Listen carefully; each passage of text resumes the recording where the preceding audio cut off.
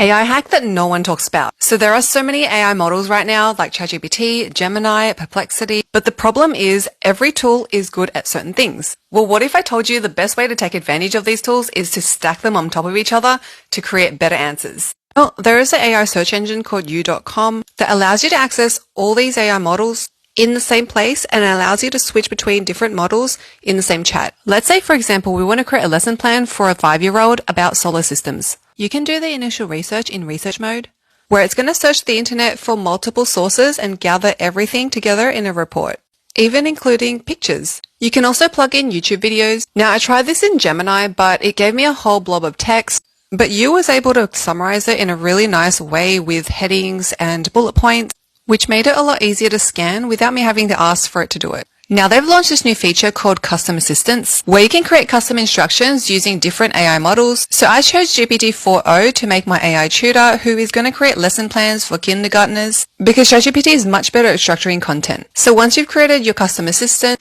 now I can ask it to create a lesson plan with all the above information gathered using AI tutor. Here is the lesson plan, and it's also asked me to create an animated story.